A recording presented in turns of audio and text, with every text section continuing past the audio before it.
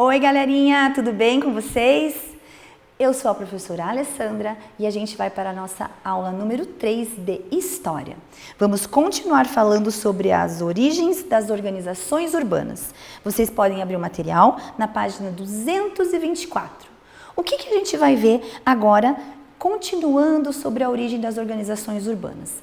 Vamos falar sobre a cultura, a religiosidade e o comércio. Então a gente já viu que começou tudo lá no tempo das cavernas. Os homens moravam em cavernas, perceberam que se juntar com uma outra família, formar grupos, facilitaria a sua vida para caçar, para colher, para pegar frutas. E perceberam também que morar perto dos rios facilitava muito sua vida e até o seu lazer, porque as crianças adoravam brincar nos rios. Depois disso, foi começando ao quê? Os grupos se juntando, foram formando comunidades. E dessas primeiras comunidades foram surgindo as primeiras cidades que, como nós vimos, elas começavam com uma praça, que era a parte do lazer, onde os habitantes, os moradores se reuniam, tinha uma igreja, uma escola, uma prefeitura para organizar toda a cidade, certo? Vimos que nem todas as cidades se desenvolvem e crescem da mesma maneira, Algumas sem planejamento, onde trazem muitas coisas que não são legais, Pessoas morando em locais que não são próprios para moradia, faltando hospitais ou faltando escolas, porque não existe o planejamento. Mas com planejamento, a cidade se desenvolve muito melhor. Vamos falar agora sobre a cultura. O que é a cultura? Quando esses grupos se reuniam, eles começavam a ter as suas manias. Eles se vestiam de forma parecida, eles gostavam de fazer algumas festas. Esse grupinho daqui. O outro grupinho que morava lá longe, numa outra cidade, tinham a sua cultura, o seu modo de vestir, as suas festas, a sua religiosidade. Então, isso é que é a cultura, é o conhecimento de um povo. Envolve a arte, envolve a religiosidade, envolve o que essa comunidade faz, que seria diferente de uma outra comunidade. A religiosidade, ela faz parte da cultura, certo? Antigamente, lá quando começou a religiosidade, os egípcios, por exemplo, eles entendiam que existiam deuses para cada coisinha que eles faziam. Um deus era o deus da plantação, o outro deus era o deus do tempo, E eles faziam o quê? Templos, eles criavam lugares onde eles se reuniam para fazer orações, para conversar sobre esses deuses. E alguns desses templos, eles existem até hoje, Existem pedaços desses templos que eram muito antigos e ainda fazem parte até hoje. A gente vê aqui, na página 224, o mais antigo templo religioso. Olha lá que legal. Ele foi construído na pré-história, ok? E ele está localizado na Inglaterra. Então, olha que legal. Claro que o templo não está mais lá inteirinho, mas a gente consegue ver como que a gente pode ver algum pedaço dele e imaginar como seria ele inteiro. Então, a religiosidade faz parte da cultura de um povo, desde os primeiros grupos, ok? Eles gostavam o quê? De se reunir para fazer orações, para agradecer aos deuses. Eles faziam suas plantações e pediam que a colheita fosse boa. Então, sempre tudo isso fazia parte da religiosidade de um povo. As estações do ano também. Os egípcios, lá aqueles que eu falei para vocês que tinham um deus para cada coisa que eles faziam, tinham o deus das estações também. E na sua cidade?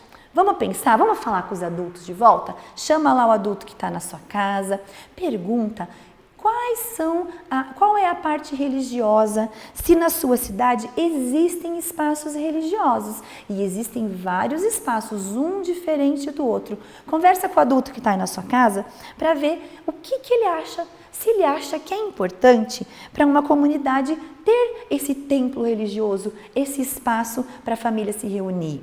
Olha lá, na página 224, nós temos a imagem de uma igreja. Essa imagem aí é a Igreja do Carmo. Ela é uma igreja muito antiga. Foi construída em 1704, mas ela existe até hoje. E a gente pode ver que legal, ó, a arquitetura dela é diferente. Lembram que a gente falou na última aula que a gente percebe que tem algumas casas, algumas construções, umas edificações antigas na nossa cidade? Pela arquitetura, que é diferenciada da arquitetura de hoje em dia, que é mais moderna. Tem também a entrada de um templo, na outra figura ali, lá do Egito, é o Templo de Luxor. Essa construção é muito antiga, tem mais de 3.500 anos. Pessoal, viu só como existe coisa antiga até hoje? Que bacana, não é? E agora vamos falar sobre o comércio. O que você acha que é o comércio? É só ir no shopping? Vamos conversar sobre isso agora. Porque a primeira coisa que vem na nossa cabeça é fazer compras, é shopping center, é pensar na internet, supermercados, restaurantes. Mas será que foi sempre assim? Vocês lembram quando a gente estava falando dos homens da caverna? Que eles tinham que sair, procurar os animais que eles iam caçar, para ser o alimento deles. Então, porque naquela época não existia mercado. Já pensou se a gente tivesse que correr atrás de um animal para poder comer um churrasquinho no final de semana? Ou você já pensou se tivesse que andar quilômetros e quilômetros para achar uma alface bem verdinha, uma fruta deliciosa para comer? Hoje em dia está tudo mais fácil, nós temos os restaurantes, essa parte do comércio, ok? Então, hoje em dia está mais fácil e diferente. Antigamente, quando não existia esse comércio de supermercados, de restaurantes, como que as pessoas faziam para ter as coisas diferentes?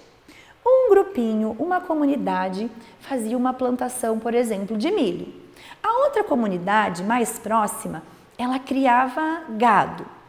E na outra comunidade era a plantação de milho. Eles faziam trocas. Certo? Essa comunidade vai levar lá uma cesta cheia de milho, vai falar com alguém da comunidade que faz a criação de gado, se troca essa cesta de milho por um pedaço de carne. E assim era o comércio que acontecia.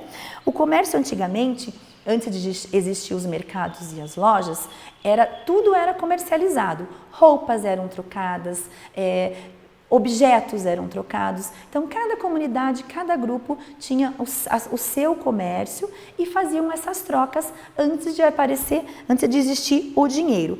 Porque naquela época não existia fábrica, era tudo feito pelas pessoas mesmo. Eles faziam à mão, ok?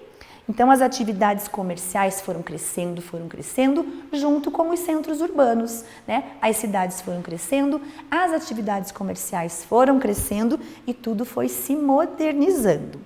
Lá na página 225, tem uma atividade que a gente vai fazer agora e mostra a imagem de um comércio. Olha que legal essa pintura. É a cena de mercado ou de feira. É uma gravura, né, uma pintura que mostra o quê? Lá na primeira perguntinha diz assim, que tipo de atividade ela representa? Essa atividade que está mostrando nessa figura é uma atividade religiosa?